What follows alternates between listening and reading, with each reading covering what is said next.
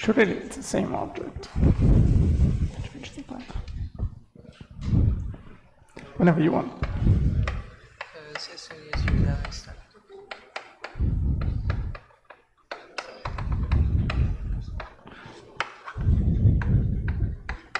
I don't know what I was using before, but this seems like a good way to do it.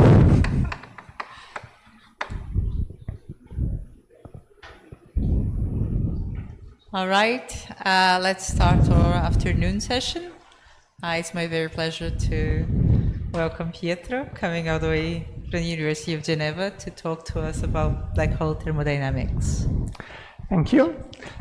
Thank you very much for the invitation. It's my first time in South America. It's been great so far.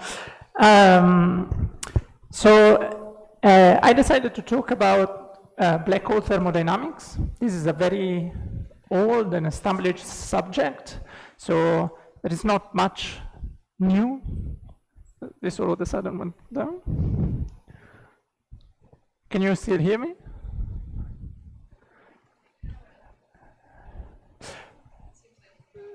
It's still working. Okay, for me it's fine. So it's an established subject, so it was difficult to find something new to tell you, but I'll try anyway. I decided to give 4 lectures that will roughly follow the following outline. So it will be some classical properties of black holes as solutions to Einstein's equations. Then I will review some quantum properties of black holes in the sense that I will consider what happens if you quantize a field surrounding a black hole. And then I will briefly review a way of quantizing gravity, a very naive framework to quantize gravity. And we will see that actually, though very naive, it will give us a lot of leverage into what quantum gravity may look like. And I will conclude with some subtleties about everything that I said earlier. Before I begin, I should also tell you that I've tried writing some lecture notes for the course that I think perhaps are already on the website. I don't know. I asked Sasha, so perhaps they're already on the website. This way I can go faster and not show you all the derivations of the formula, but stop me if there is anything that you would like me to discuss in more detail. And the lecture notes are for your use, so if you want to peruse them while I give the lectures or after I give the lectures, that would be great. If you want to tell me about typos and mistakes I have in the lectures, please go ahead. That would be a very useful service to me.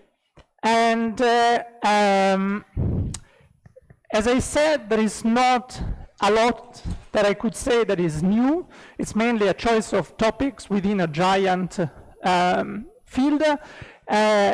There are a lot of references on black hole thermodynamics and also on the gravitational path integral, less on the subtleties because they're, by this I mean more modern, more recent developments.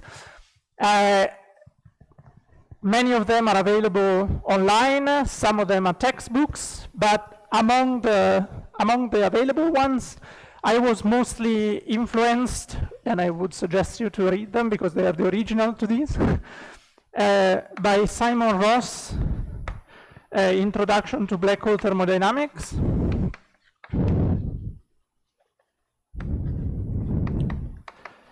He has a very similar, it's on the archive, it's a paper from 2005. He has a very similar approach to what I'm writing. And then there are lectures on black holes that are just good lectures. They're useful also for some of these, but they're just good lectures to read if you're interested in the topic. You can find them on Harvey Real's website. I think the formal name is Part 3 Black Holes. They are the lecture notes for a course on black hole, and you can find them on his website rather than on the archive.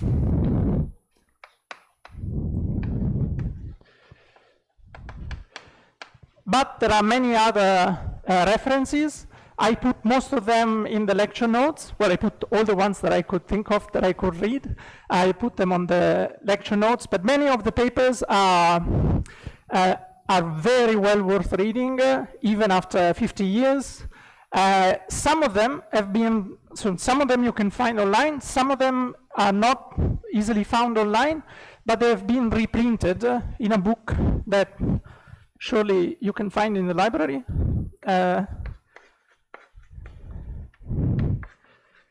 By Gibbons and Hawking, that is called Euclidean Quantum Gravity.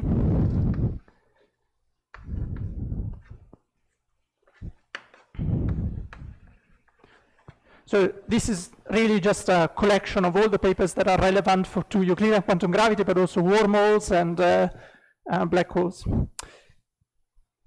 Okay, that being said, let me start. On the lecture notes, there's also my email address. If you see a typo in the middle of the night and you can't wait to tell me the following day, I will not read it in the middle of the night, but I'll implement it.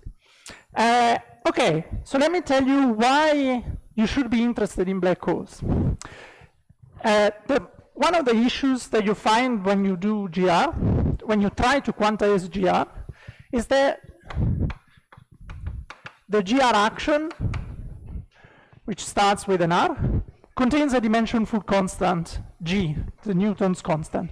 If you can't read, please tell me so that I can increase the size. I should increase the size? Okay. So,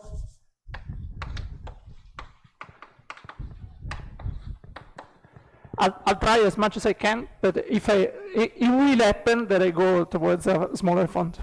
So, G is dimensionful, which means that the theory is not renormalizable. So the theory is at best an effective field theory. It's an effective field theory that you can believe, and you can add one loop, add contributions and two loops and so on, then it becomes non-renormalizable. This was proved. And but it's okay until energies that are comparable with the Planck energy. So the Planck energy is a combination of the velocity of light, h bar, and g, that is roughly 10 to the 19 GeV. Whereas the experiments that they do at CERN, at LHC, well, at CERN they also do very much lower energy experiments, but if I remember correctly, they are around 10 to the 4 GeV. That's much lower, so why should we care at all? This is we will never see a quantum gravity effect in our everyday life. However, the classical theory itself, GR, so the theory that starts like this, tells us that we have to look into its quantum behavior in order to make sense of it. Because GR predicts the existence of black holes and predicts the existence of singularities instead of black holes. And near a singularity, GR itself is unable to tell you the initial value, well-defined initial value problem, or to predict the evolution of the system. Therefore, we should look at black holes even to make sense of GR.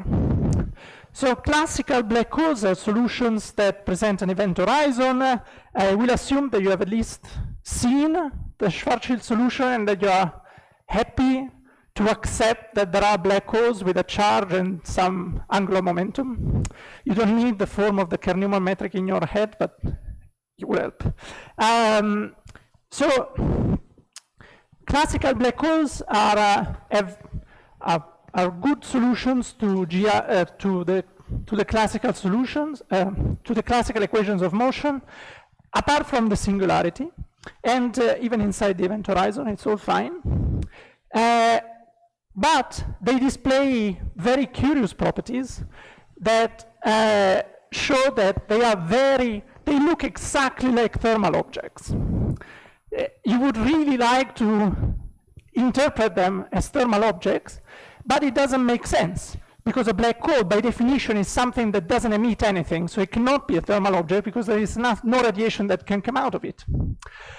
So one of the greatest discovery in the past 50 years in the field of quantum gravity was the Hawking effect, which is the computation of the quantization of a scalar field, say, in the neighborhood of a gravitational collapsing star, that shows that black holes do indeed behave like thermal objects. There is a radiation that is emitted by the black hole, in the sense that if you are very, very, very far away from the black hole, you perceive an influx, a steady flux of particles coming to you with a Planckian-like distribution at a particular temperature that depends only on the geometry of the event horizon. So black holes are, I think it's fair to say, this is recorded, but I think it's still fair to say, they are our best ways into understanding quantum gravity, the quantization of gravity, because they are the first place where we saw quantum effects in gravity. So in the first lecture, I will tell you, I will try to end with these properties, with the set of 4 laws of black hole mechanics, which are these 4 properties that look exactly like the 4 laws of thermodynamics. And in the second lecture, I will tell you about the Hawking effect. I will not do the computation of the Hawking effect, but I will tell you how you can understand it. And perhaps in the operator algebras and quantum field theory on curved space-time lectures, you will see, are you covering the Monroe effect or? So yeah, so you will see the proper rigorous proof of the Hawking effect in those lectures, in the mini course 1, and I will just wave my hands a lot and show you how you can believe that that's a fact. Okay. So let me actually start a bit counterintuitively by looking at flat space. So rather than curved space, I'll consider a 2-dimensional plane with a Minkowski metric, minus dt squared plus dx squared. And you can also, if you so want, if you want this to be a rigorous, if you want the following discussion to be rigorous when we add quantum fields, you can add to this 2-dimensional plane also an d minus 2-dimensional other plane, so long as it's flat. Okay? And there's a set of observers that are the inertial observers that we all know and love. And physics all look the same to all these inertial observers. So let's look at a non-inertial observer. Let's look at an accelerated observer.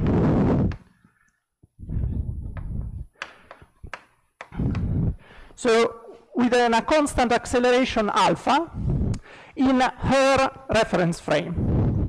So if you do just some special relativity, you check that the well, it's relatively straightforward to prove it, that this observer in the plane Tx will follow some,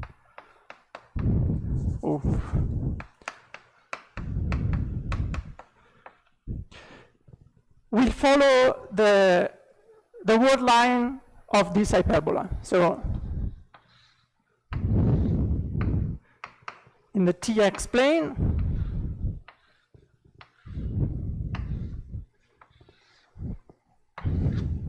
this is the word line of the accelerated observer. Oh, sorry, alpha to the minus 2. I'll try to maintain a consistent set of notation. In the lectures, in the notes, I think it's all correct. On the blackboard, I don't guarantee anything. But, so the tangent, so there are a few things that we can observe about this accelerated observer. So first, let's consider the velocity of this observer. If you do the computation, you'll find that this is a vector field that is tangent to the word line, to her word line. But also you see immediately from this picture, had I drawn it correctly, that this observer is very peculiar because she cannot receive any information outside this region. This entire part is completely oblivious to her presence and cannot influence her future. Okay? So this observer has an horizon. There is a part of space-time from which information cannot reach her, and this horizon is called a Rindler horizon, from the name of the physicist who came up with this, who observed this phenomenon. However, you should keep in mind, through everything that I'm going to say next, and this will return later, that it's a fake horizon from the physical viewpoint, because she can just stop accelerating, and then she'll just do this, and then she'll receive information from the entire space, right? So it will come back later. Okay, so rather than considering the single observer here, let's consider a family of observers.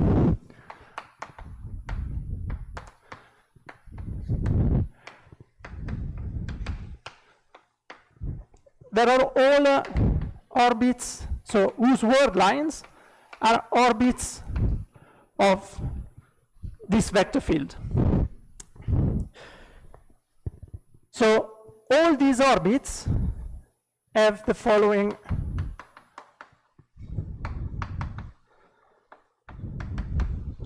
are along hyperbole. So there will be hyperbole with different openings, but also these two lines are the extremal cases, the degenerate cases, and also all the horizontal hyperbole, right? These are all, of course, the horizontal ones do not correspond to physical observers because they're space-like, but they're still orbits of this vector field. There's another property of this vector field that you can see. Two important properties. One is that its norm is not constant.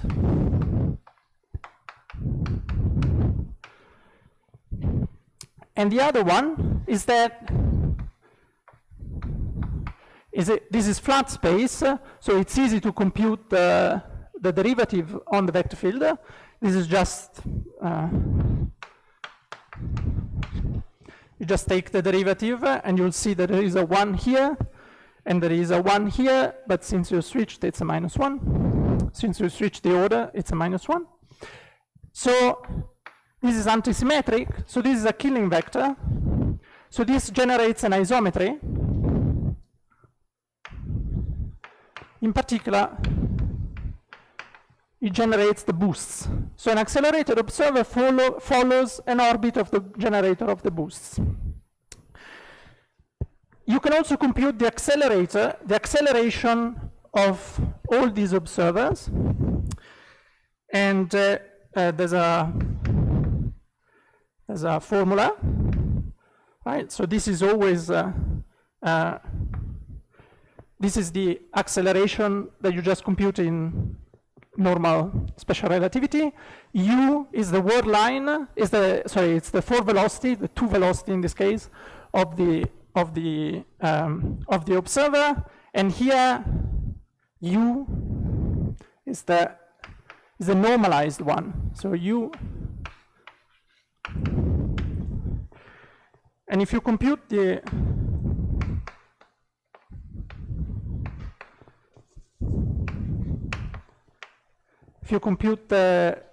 acceleration after a little bit of computation, you just realize that is this object, is the derivative of the logarithm of the norm of b squared. So notice that the acceleration is non-zero. This is a generic feature, and you'll also see why it's non-zero. It's non-zero because the norm of b is non-constant. This is a general fact. So if you have an observer following a Killing vector, then it's accelerated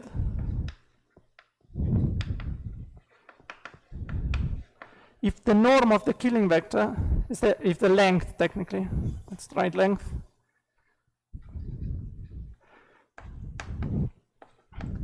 is not constant.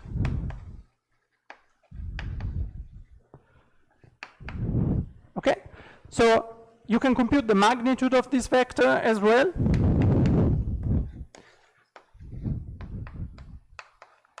And it turns out to be this. Okay, so these are all computations. So let's look at the physics that is described by this formula. So first, the norm is not constant, as we said earlier, and there is a region of space-time where the vector is time-like. This is here. Let me draw another one, or erase this one.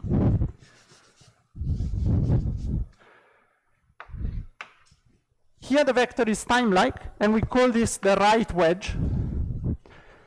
Here the vector is time-like, and we call it the left wedge. These are future and past. These are not relevant to us because the observer is space-like.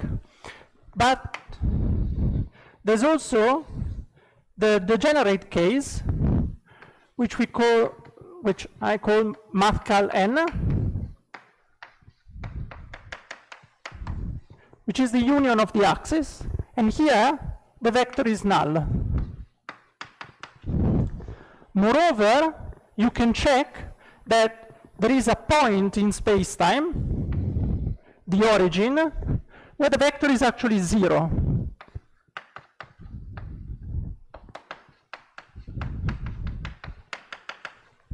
Okay?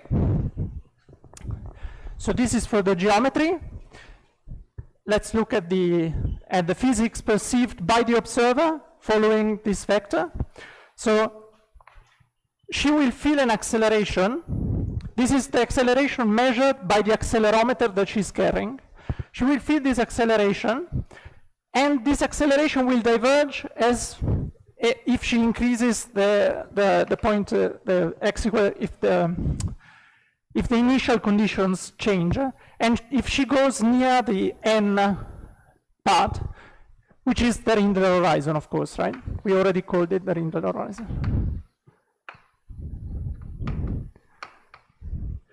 So this is the acceleration that she feels, that she measures, but it's not the acceleration that we would measure if we are very far away from her. The acceleration that we measure, if we assume that we are the stationary observers at infinity, so we are very far, very far away from the origin and from everywhere this happens, the acceleration that we measure, which I'll label A infinity, is such that its norm, its magnitude is related in this way. Sorry, b squared. And you'll notice that since the norm of b squared is exactly the same as the denominator here, that this is constant. So the acceleration that she feels will diverge as she goes near the horizon, but the acceleration that we measure is constant. If we had a rope that was connecting me, observer at infinity, with the accelerated observer, I will measure something finite. I will need a finite amount of force to keep the rope in place, whereas the rope would break on her hand because it would feel an infinite force, and the tension would not hold. Okay?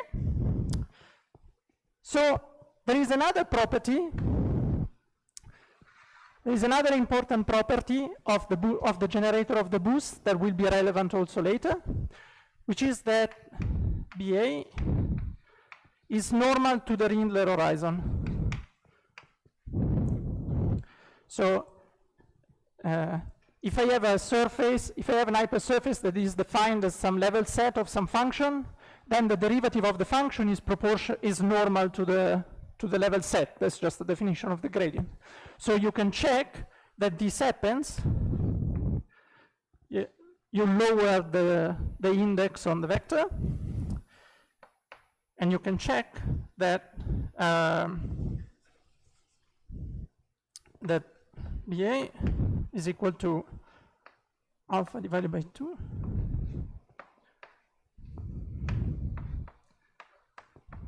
A U is equal to 0, and U dV at V is equal to 0.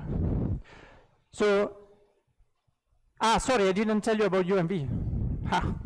So in order to check this statement, apologies, in order to check this statement, I have to change coordinate system because the xt won't function there. It's much easier to change coordinates to time-like coordinates, sorry, to null coordinates. In these coordinates B,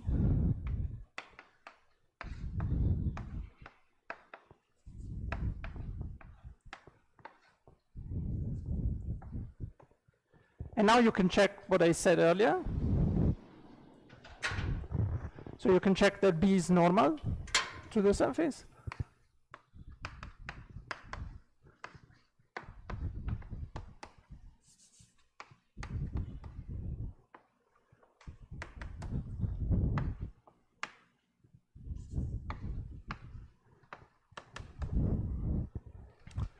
So you'll see that at U is equal to 0, then, so it's a level set of U, then du is normal to U is equal to 0, and vice versa, when V is equal to 0, dV is normal to V. So it's normal to the Rindler horizon. And moreover, we can also check that since the norm is 0 on the Rindler horizon, then the derivative of the norm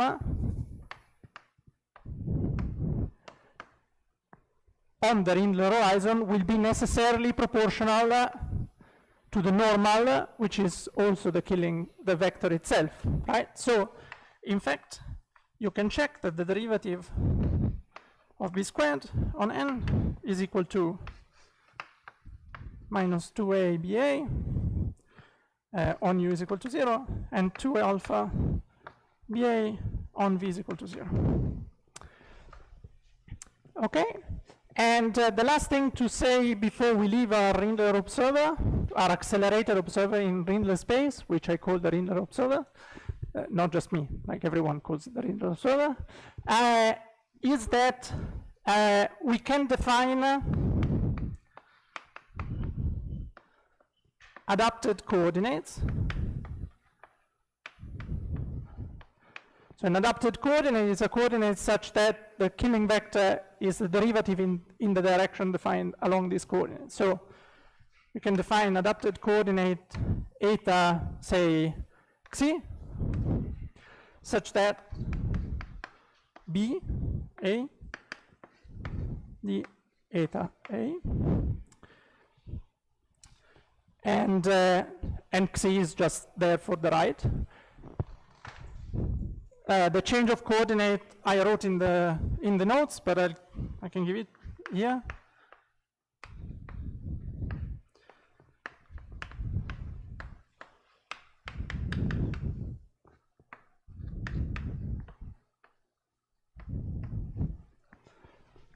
And in these coordinates,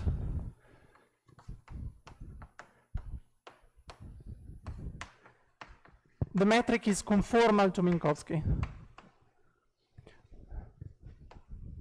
So this is just this is interesting because you'll see that the coordinates are not inertial. Of course, this is not an inertial observer. So it doesn't map. If you change coordinates, if you do a diffeomorphism, it doesn't map the Minkowski metric to the Minkowski metric itself. So it's not a Lorentz transformation. But in a neighborhood near xi is equal to 0, they are inertial, so because this becomes just 1. So they are locally inertial. This is also a property of all coordinate systems in the sense that you can always locally make the metric flat.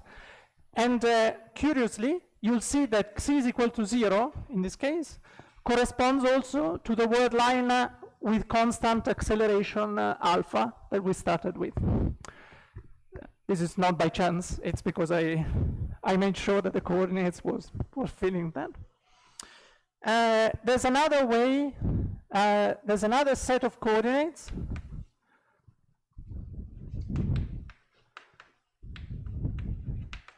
that will be useful later, sometimes called the Rindler coordinates.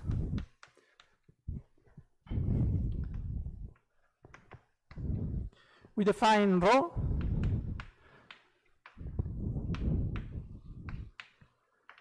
and then the metric looks like this.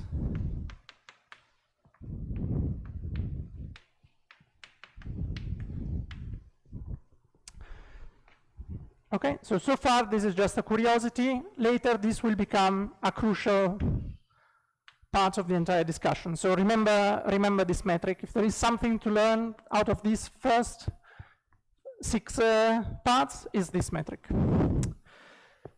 Okay, questions on the Rindler observer. There is an event horizon. The event horizon has some geometrical properties.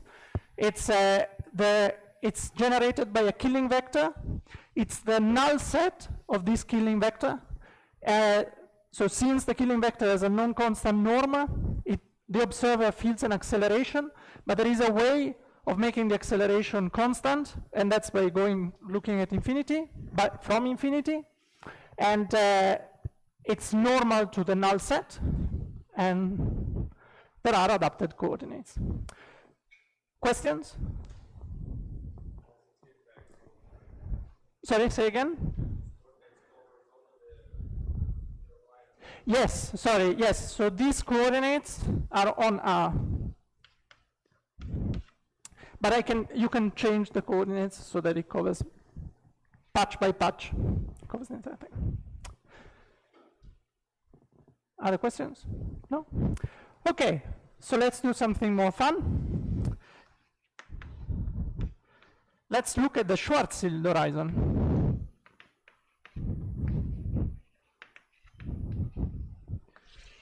Okay, so the Schwarzschild metric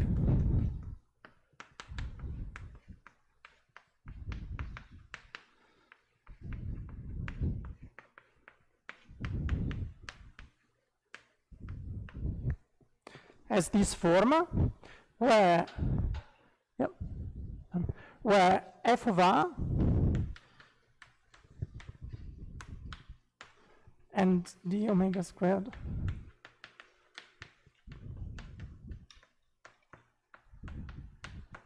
is the round metric on the two-sphere.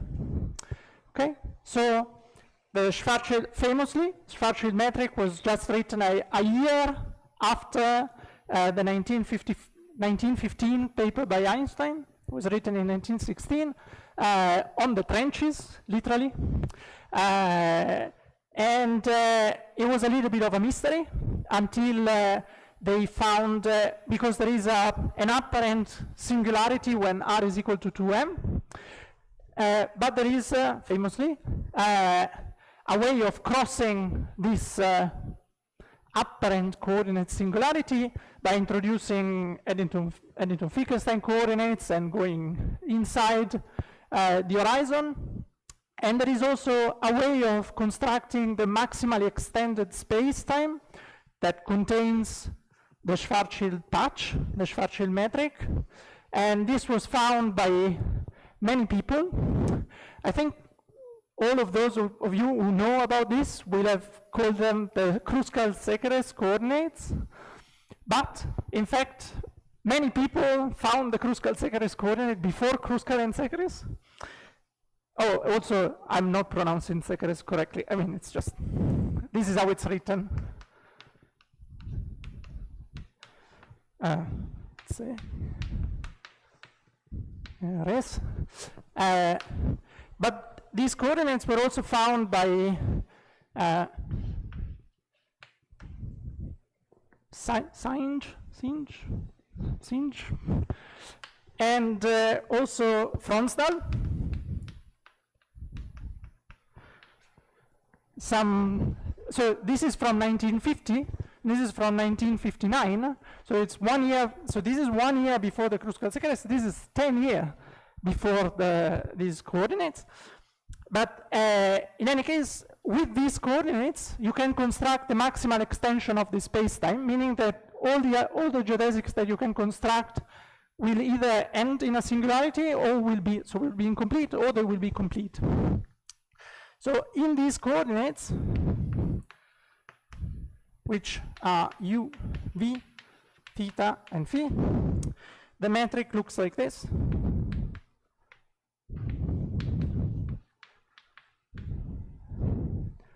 Divided by 2m, v, du, dv, plus r of uv squared, where u and v are real, so they are the minus infinity to plus infinity. Theta and phi cover the two-sphere, it's just the round two-sphere metric. And R of u and v is the unique solution to this equation.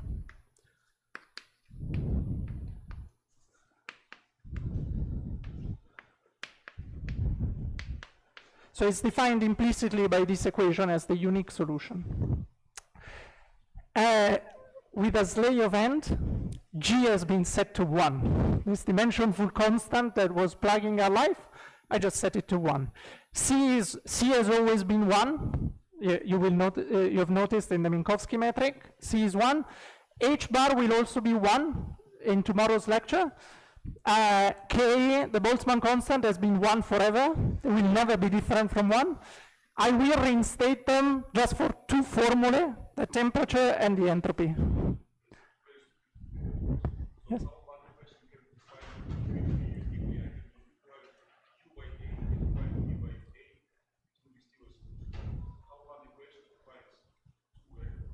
No, sorry, this defines R. This defines R in terms of u and v, and then you plug the solution of this inside the metric to show where it's. Yeah, sorry, R is there. R and V defined by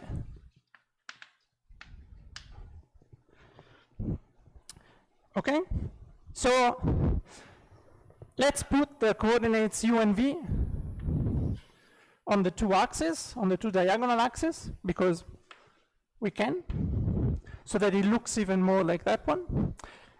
And now let's draw some fun observers. So there is an obvious killing vector for that metric. There are many killing vectors, but there's one that is clear, which is and it's also an adapted coordinate on itself. And this is the generator of the time translations in the space. The norm of this killing vector is minus f of r, where r is defined in terms of u and v. Of course, you can extend this killing vector everywhere on the space-time, on the Kruskal space-time. I will show you later how it looks like in Kruskal coordinates. And the observers that are that follow the orbits of this killing vector are constant r observers. So they define constant r orbits. At each point of this space, of this diagram, there is a two-sphere. I swept that under the rug too. So let's draw some orbits. There is an r larger than 2m, constant r, but r larger than 2m. This is just, it's an hyperbola. There is an r is equal to 2m orbit. This is defined by u is equal to 0, v is equal to 0, sorry. Then there is the r is equal to 2m.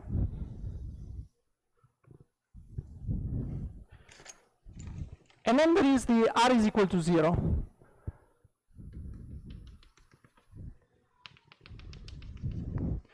It's also an hyperbola, but now it's a vertical oriented hyperbola. Why did I draw it in dashed?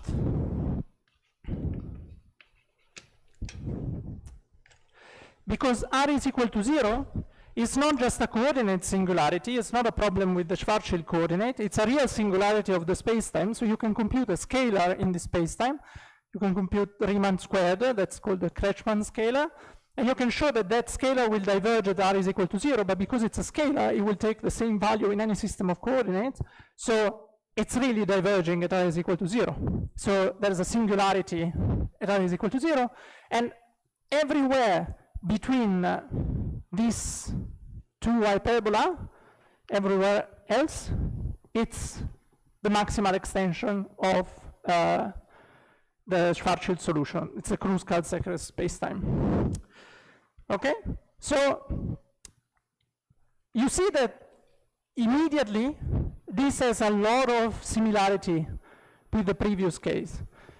Again, the norm of the Killing vector is not constant. There are two regions where it's time-like, here and here, and there's a region where it's null,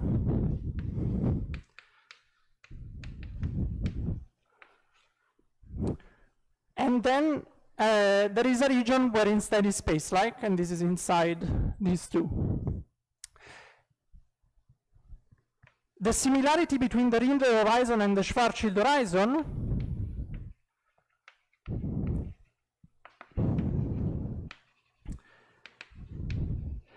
appears because if we consider the observer on this orbit, on the right wedge of the Kruskal spacetime, so an observer outside the r is equal to 2m space, where that follows this Killing vector, then she will also see an horizon to her perception of the universe.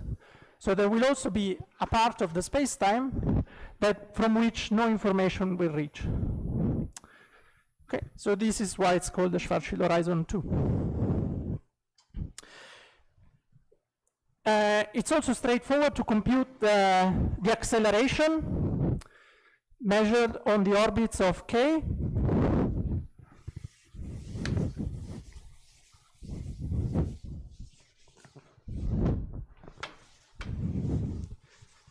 It's also not constant, of course. I want this, okay. It's also not constant.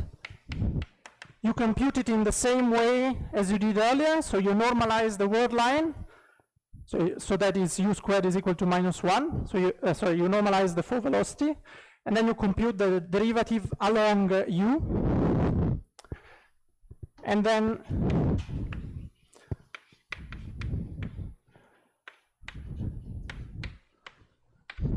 you can also compute the acceleration at infinity, so you just multiply by the square root of the norma.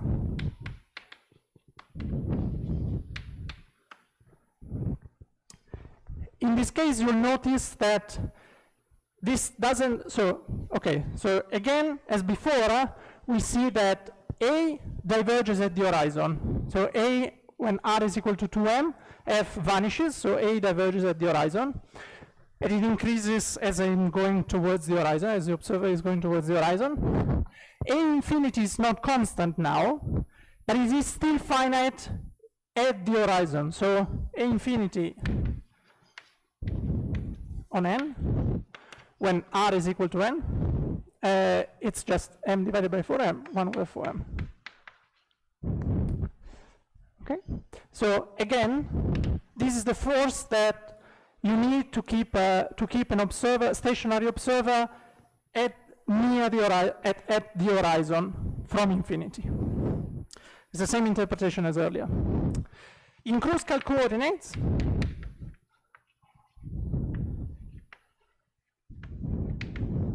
K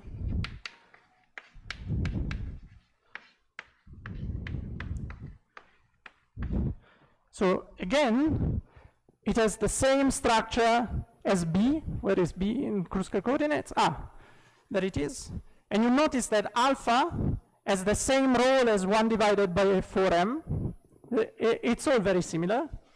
And again, you can show that on the horizon,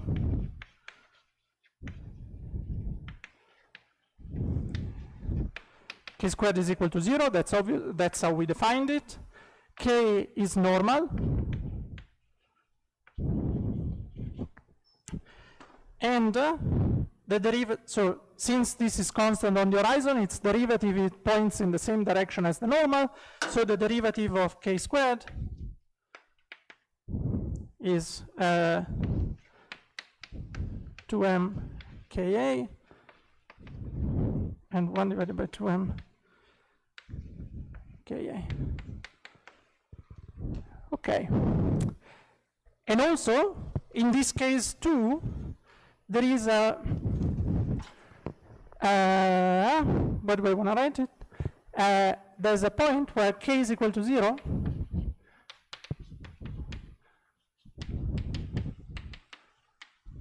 which in this case, it's a two-sphere on top of the origin. So it's a two-dimensional space rather than just a point, because I'm considering a four-dimensional space-time. Okay. Questions so far about the Schwarzschild spacetime? Yes?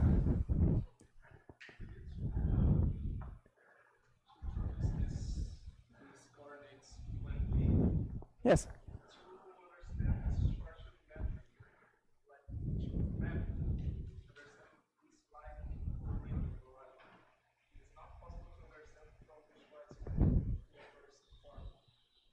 Yes, so if you only look at the right wedge, you can just look at the right wedge, so you can, that's the Schwarzschild. So the Schwarzschild is the right wedge of that diagram, in the same way as the right wedge of the Rindler spacetime was the right wedge. Formally, in order to consider things at the horizon, so in order to compute the normal, for instance, you cannot use the Schwarzschild coordinates because they're not well defined, because the metric is not well defined. You'll get some divergences, so you cannot. So you need at least some form of tortoise-like coordinates or ingoing, outgoing coordinates on respectively the upper part or the lower part, the future and past event horizon. This is just nicer because there you have the entire space-time. Other questions? Good? Okay, so we found the same structure twice, then we just define something. So if something happens twice in life, that begs a definition of some sort. It's a real thing. So we define a killing horizon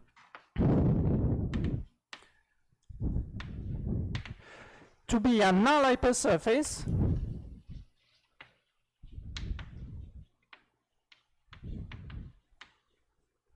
N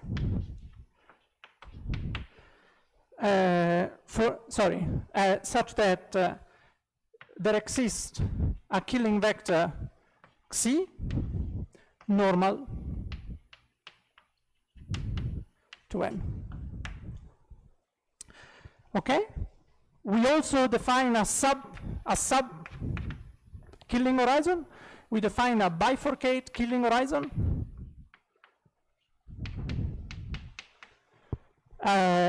To be the intersection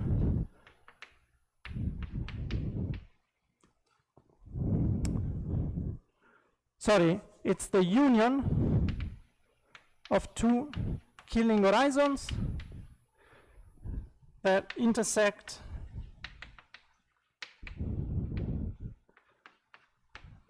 in a codimension 2 space-like surface where Xi vanishes. The fact that Xi vanishes is just out of necessity because at the bifurcation point at the surface it will point into two opposite directions, so it must be 0. It's just -2, it cannot equal to 2. Okay? Then we also define, okay, so obvious comment, both of these, both the Rindler horizon and the Schwarzschild horizon are bifurcate killing horizons because of what I said earlier. We also define the constant of proportionality between the derivative of the norm of the Killing vector at the horizon and the Killing vector itself. As I said twice in both cases, since k squared vanishes at the horizon and b squared vanished at the horizon, its derivative must be proportional to the Killing vector itself. So we define the surface gravity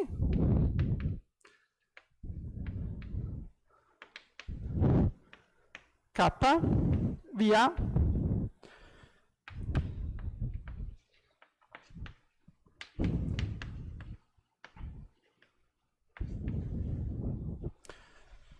ora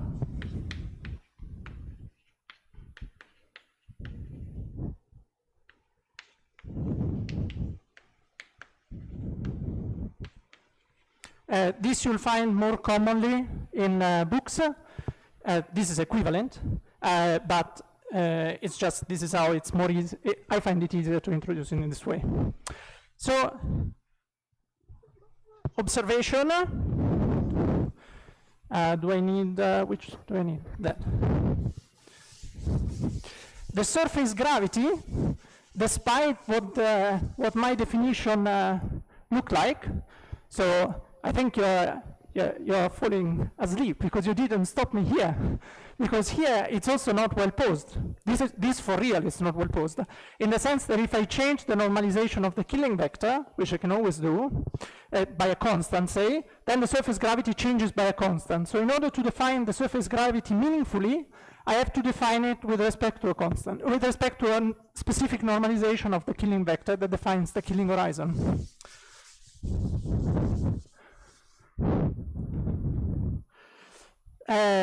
So in particular, for the ones that we have just shown, that we've just studied, Ringler horizon and Schwarzschild horizon, they're both bifurcate Killing horizons. In this case, the bifurcation is a non-compact surface. Well, it's a point, or if you want to add additional directions, it's just non-compact. And in this case, it's a compact S2, as I wrote here. The surface gravity here is plus minus alpha, sorry, with respect to this normalization.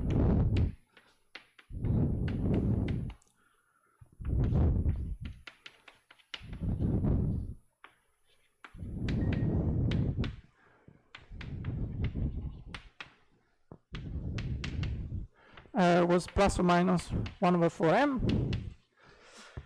So there is an obvious difference between the two cases. It's the fact that here there is no redefinition by a constant that I can do that would change that would give me a constant value at infinity. So in fact, this surface gravity, it lives, in Italian we say it lives the times that it finds. It's a little bit okay, but so what? It's a real effect, like an observer would really feel it, but it doesn't really have a physical meaning globally. And that's because, of course, it's a flat space-time. So if the observer just stops accelerating, which he can do, then it's gonna go away. Whereas the Schwarzschild horizon, you'll see that in this normalization, xi squared goes to -1, so it's a well-defined Killing vector with a well-defined normalization, meaning meaningful, and finite, and the surface gravity is finite, and this will be crucial for the Hawking effect, of course. So, in fact, we can formalize the difference between the Ringler horizon and the Schwarzschild horizon. Basically formalizing what I just said now about the fact that you can't stop accelerating in the Schwarzschild black hole. So now I'll get a little bit more technical.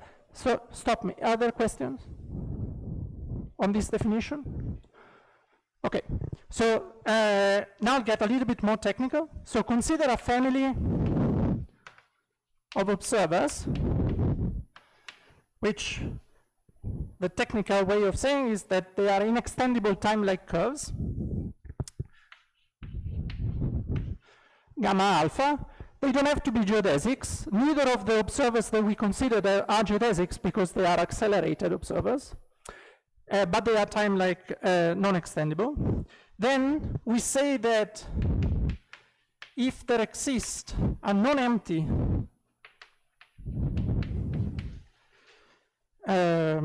boundary of the chronological past of the union of all these observers. So this is the chronological past. So it's all the null geodesics, or it's bounded by the null geodesics that can reach your time-like curve. And if there is a non-zero boundary, then this boundary we call a future event horizon.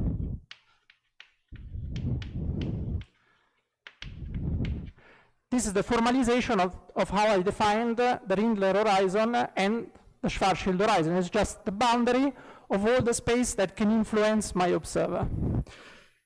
You will not be surprised that if I do this, it becomes the past event horizon. And those are the other two, the lower part. So this is the future, this is the past. Well, technically, this is the future, this is the past. Okay?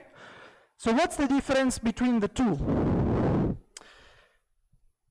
The difference is whether we consider all the null geodesics or just a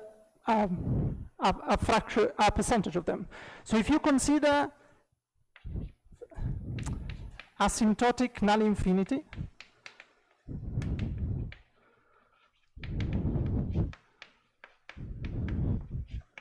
which is usually indicated by scry plus. This is my best attempt at / math scr, scry. It's a SCRI, that's why scry. It's deep stuff. So this is far away in space and far in the future in time. Okay, that's the informal meaning of this. Is the place where all the null is the place where the union of all the null geodesics end. Now it's the null geodesics rather than here where the time-like curves. Consider the difference. So there is a black hole if the manifold minus the chronological past of asymptotic null infinity is non-empty. This region we call the black hole. I don't know. Math B. Okay? So in that case, there is a black hole because all the null geodesics do not go in here. They all go in this direction. So what I'm saying now with the drawings and coloring part of the blackboard can be made more precise by doing a conformal compactification of space-time and drawing what is called the Penrose diagram. This is for the cognoscenti. For the non-cognoscenti, this is okay. This is very far in space and time, and the past of very far is only this part of the entire space-time. So there is a non-trivial part of space-time that is not covered by this definition, and this is the black hole. For a Rindler observer instead,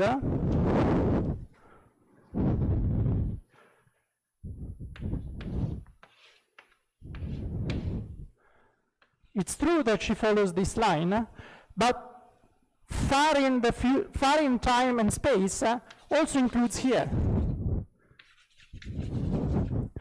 So the past of this is just the entire space-time, and therefore there is no black hole, of course. That's the difference between the two. So why do I care about killing horizons? So killing horizons we saw that appear in both cases, both in presence of a black hole and without a black hole. However, there is a theorem, to the level of satisfaction of a physicist that says that a black hole future event horizon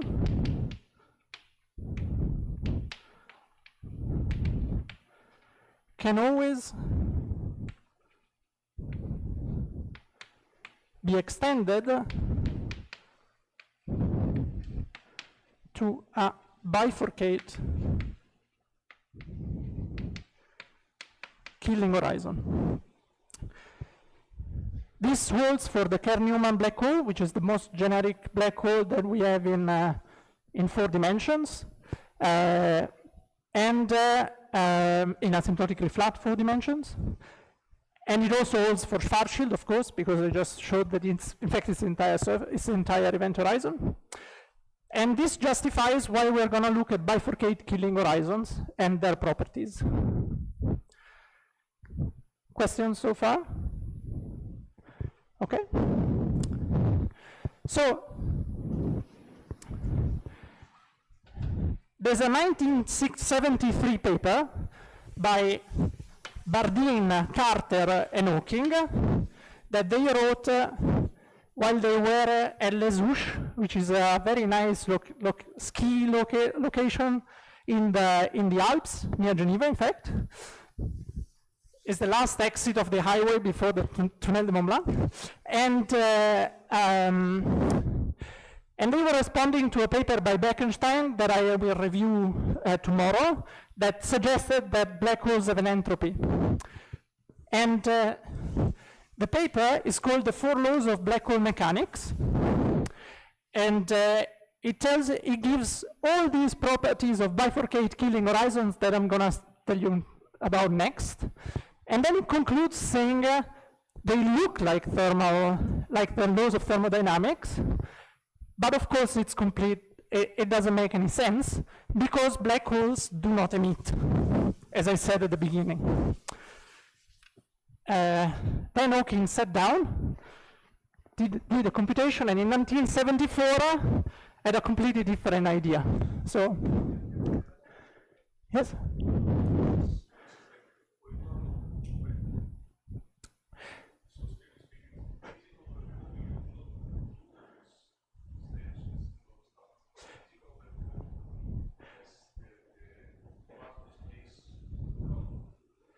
Yes, so yes, indeed. So in a gravitational collapse, it's not trivial how to extend in a bifurcate. It's not obvious that you will always be able to extend into a bifurcate.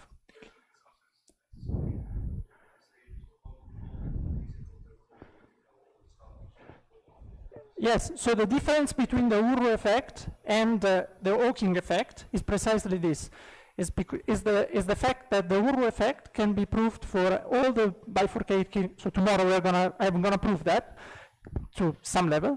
That all the bifurcate killing horizons have the property that an accelerated observer following an orbit of the killing vector that defines the killing horizon perceives a temperature that you can just extend. Hawking proved that in a gravitational collapse you'll see the same temperature, not in a bifurcate killing horizon, really in a gravitational collapse. So you can do the computation even in that case. But yes, what I'm going to say now, it's a little bit less obvious in that case. Okay. Okay, so I have, yeah, I think I can do this. So, 0th law, the surface gravity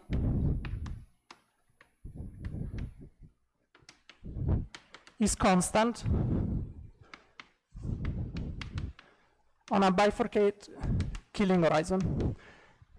And then you'll immediately say, there was a plus or minus until a second ago. And the reason is that here, in order to make sense for this theorem, I'm defining the surface gravity, always choosing the future, not the future-oriented, but the killing vector such that it's future-oriented for the observer in the right wedge. So in the Ringler black hole, so It's true that both these were orbits, but then you also need to consider the direction. So, and it looked like this.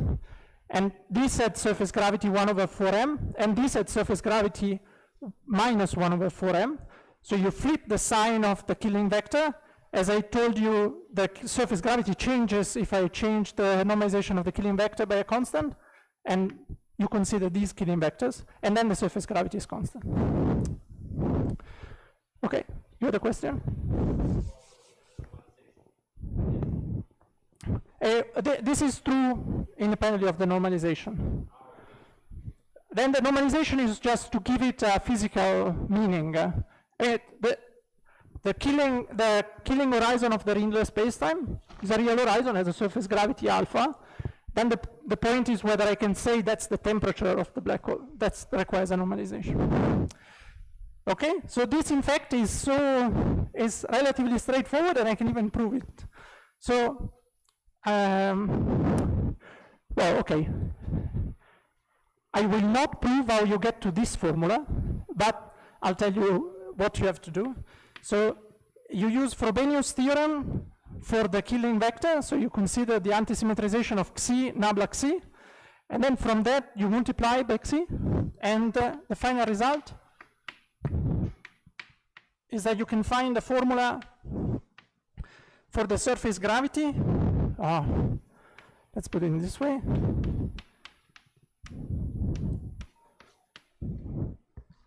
That is just surface gravity equals something rather than a proportionality constant in a formula. Okay? Now let's take the variation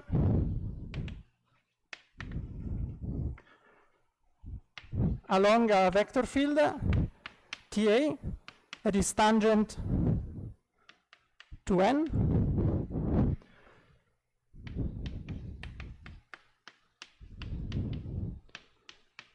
No. So there is a 2, so I take the variation twice, that removes the 2.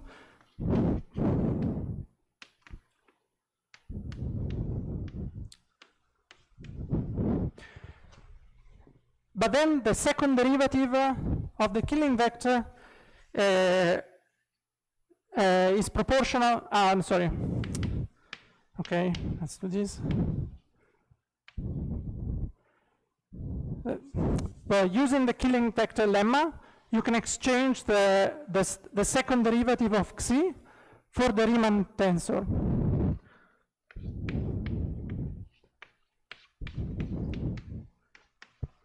R, B, A, C, D, xi, D. Okay, now, first consider the direction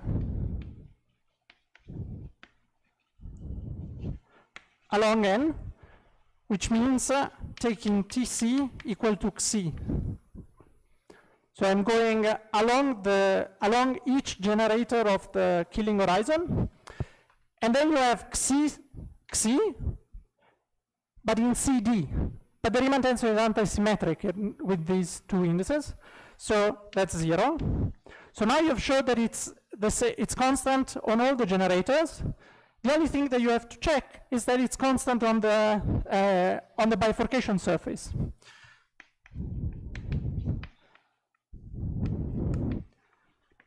But on the bifurcation surface, by definition, xi vanishes. So this is 0, and then you just have 0. 0 flow.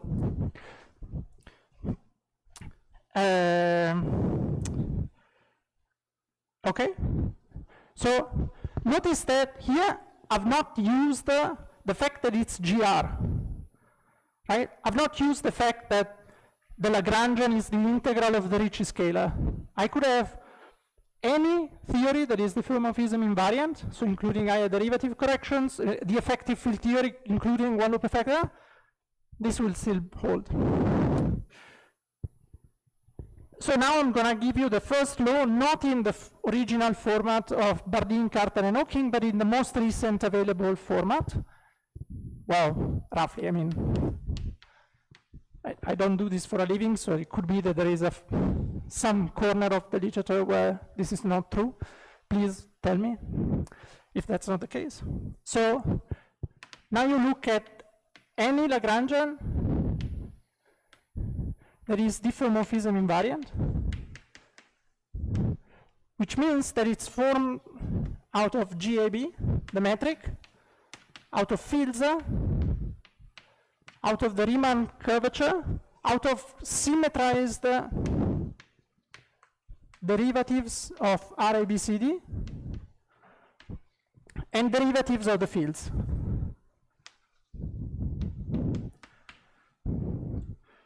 So I'm going to write it down because it requires step by step. So begin with asymptotically flat, so such a black hole that has a far away, infinitely far away, and infinitely far away and long in a galaxy far, far away and long time ago, but that it's null rather than space-like or timeline. With a bifurcate killing horizon and consider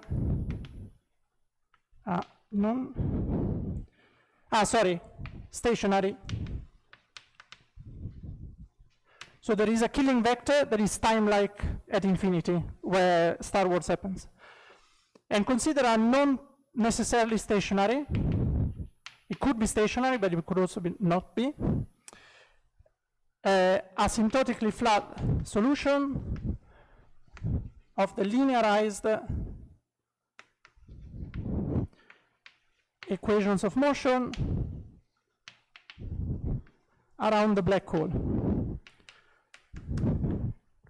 Then the following relation holds.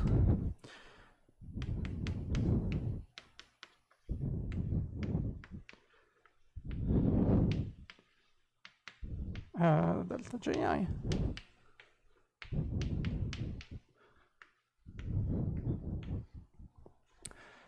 Where K is the surface gravity, S is a functional that is defined on the bifurcation surface as the integral over the bifurcation surface of this weird quantity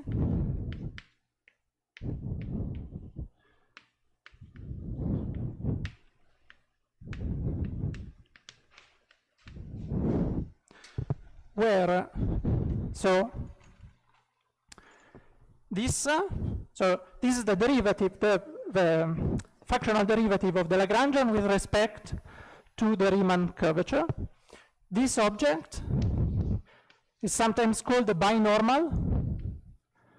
It's the antisymmetric combination of the normals to the bifurcation surface in the space-time. Remember that it's a codimension 2, so there are two directions that are normal to this. And this is the volume form. On space-time is just the Levicivita, is the antisymmetrization of all of them. Okay? All the other terms, M, J, and Q, are conserved charges at infinity. They're usually defined in asymptotically flat black hole via the ADM formalism. So they are ADM charges. The ADM mass, the ADM angular momentum, and the electric charge. This is where I need you to believe, if you've never seen the Kerr-Newman metric, I need you to believe that there is such a thing as the mass and the charge of a black hole. And omega, I, and phi alpha are respectively, I used the same letter, are the angular velocity of the horizon and the electrostatic potential of the horizon. So the difference in electrostatic potential between the horizon and far, far away. This is awesome for various reasons. Well, one is the fact that we know that this is true, but the other is that it's a very peculiar relation that I I can say this is recorded, that we have recently found a new interpretation for. Because it's really a relation between quantities defined at the horizon, the surface gravity and the entropy, and quantities defined at infinity. So how do you prove a relation between quantities at two ends of something? You do a Stokes theorem argument. So you integrate by path. So what you do is that you integrate an n-1 form along some surface that goes from the bifurcation surface to asymptotic infinity, right? And then you show that this n-1 form is exact, and then this will tell you that the integral vanishes apart from contribution from the two ends, or that the integral is equal to the contribution. So, and you'll get a contribution from the horizon, the bifurcation surface, and a contribution from infinity, which is those, which are the terms on the right-hand side. Okay, so this object here, this functional derivative, is called the world entropy.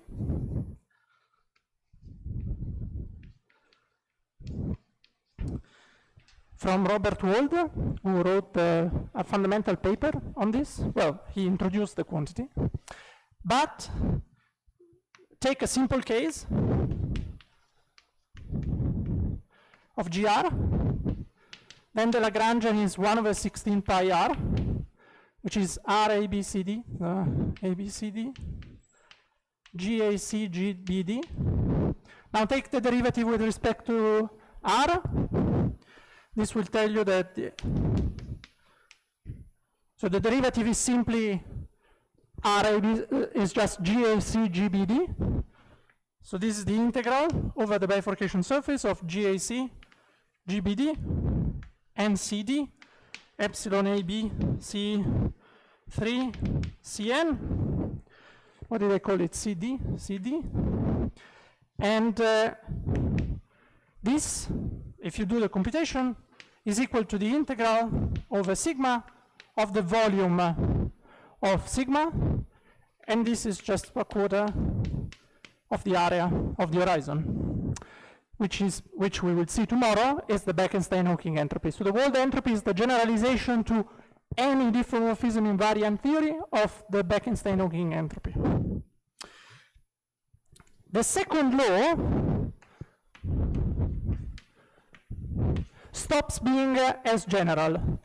So it's very difficult, and as far as I understand, it's currently unknown except in very simple stationary evolutions, so in stationary deformations, not in non-stationary, to show that that world's entropy satisfies the same property as the area, which is the property that I'm going to say now. But in GR, so this only applies in GR, so in a black hole where we have sufficient controlled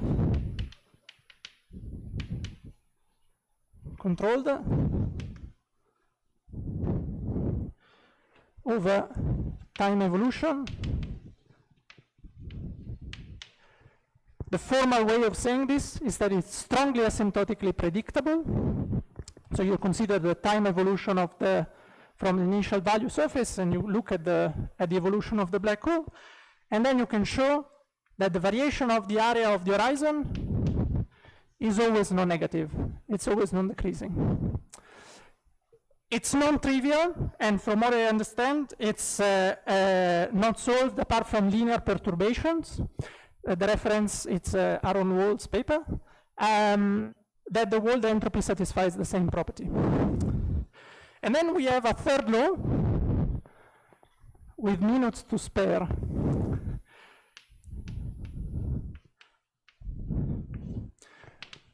Which is much more interesting because, well, okay.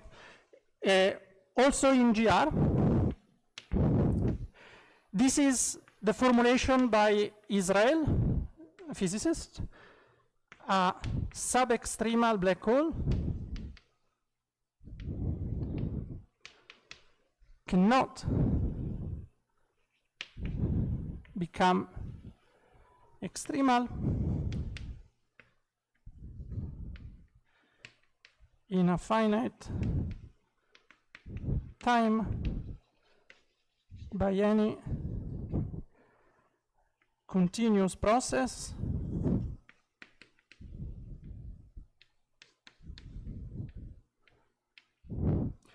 no matter how idealized, to cite Israel, in which space-time and matter fields remain regular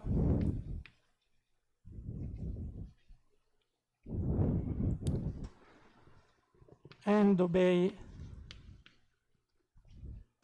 the weak energy condition. The weak energy condition is the weakest condition that you can impose on the stress energy tensor of your matter.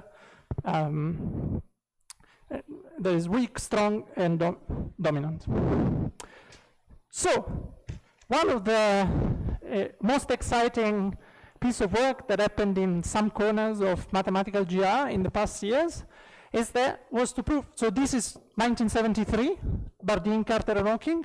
This formulation comes from 1984, and 2 years ago this was shown to be false by Kehle and Unger. They showed that there is they constructed explicitly a space-time that is Schwarzschild for some time, and then evolves to be extremal Reissner-Nordstrom. Then, in 2024, Harvey Real proved that in fact, if you change the weak energy condition to a condition that is even stronger than the dominant energy condition, that corresponds to a bound on how much mass you can have compared to the electric charge present in your space-time, then the third law is still true in this format. However, I should warn you that the third law, even of thermodynamics, is really a statement about quantum effects, because whether you can get to zero temperature, which is this formulation of the third law, or other formulation of the third law, such that the entropy goes to a universal constant at zero temperature, are all manifestation of quantum effects of the ground state, of the real ground state of your system. So in order to prove that it's wrong is something, but to prove that this holds, you need to check quantum effects. And another very recent development in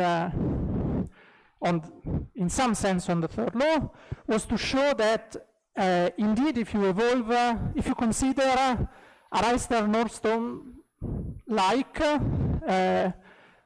an extremal black hole in 4 dimensions, then at zero temperature it's the generation of states is really zero. But if it's a supersymmetric black hole, that doesn't hold, and there is a non-zero degeneration of the ground state at zero energy. This does not contradict what I said earlier about the fact that the entropy must go to a universal constant, because there is an assumption in that statement, which is that unless there are symmetries that protect the ground state. And in the supersymmetric case, there is supersymmetry, which is a very powerful symmetry.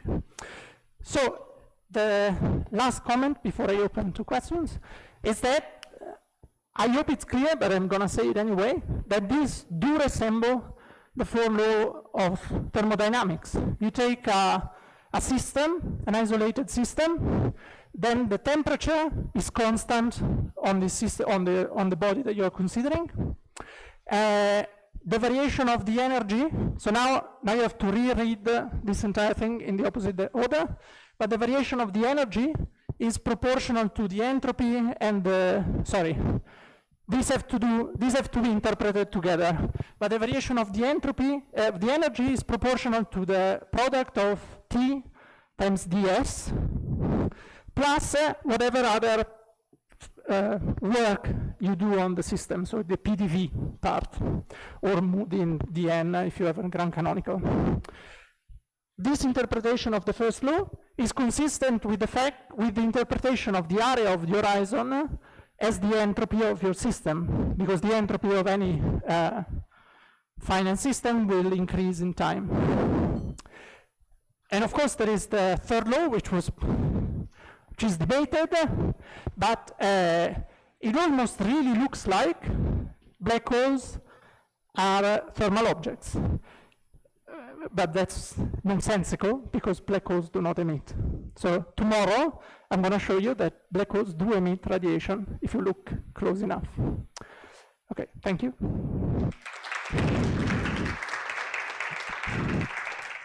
All right, thanks Pietro for such a lovely lecture. Are there any questions? Okay.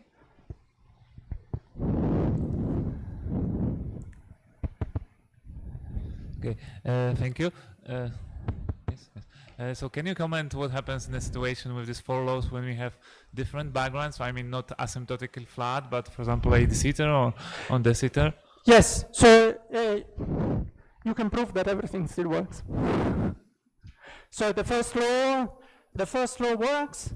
S can still be interpreted as the area of the horizon, and there is a notion of mass, there is a notion of angular momentum and electric charge. It's just that it's not this ADM way of introducing it. It's a small modification of the ADM. So it's still a conserved charge that is associated to an isometry of your system. So in this case, I'm considering a system, well, the mass is the energy, but there is a bunch of U1 symmetries associated with the dimension of space-time, and there is a number of electromagnetic fields. I could add more matter, and there would be contributions from other matter. So you can have dipole charges, you can have scalars, and other things. That thing only depended on the geometry of the bifurcate Killing horizon, so that's true independently of whether it's asymptotically flat ADS or ODS, in fact. Yes.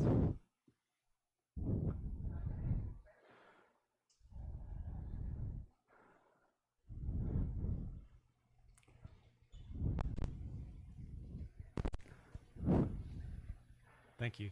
I didn't know about this recent thing. That's very interesting. So what goes wrong in Israel's paper? So the proof is wrong. Is it interesting in the way that it's wrong, or it's a kind of a trivial mistake? And the counterexample, how did they come up with it?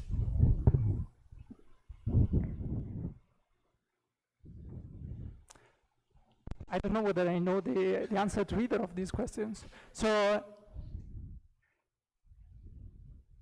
but you said Harvey fixed the energy condition. So yes, there's some part of the proof where A implies B is false, but yes, so you need something a little bit stronger. You need a lot of charge.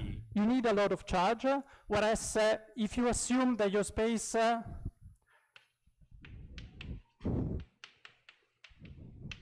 as something like this, then you'll never get the... So it's something in the weak energy condition. That was too naive as a counterexample. The way they got to the counterexample, precisely, I don't know. I know it's constructed in the paper, so it's constructed from the future down. So it's gluing of a lot of solutions, and in particular, there's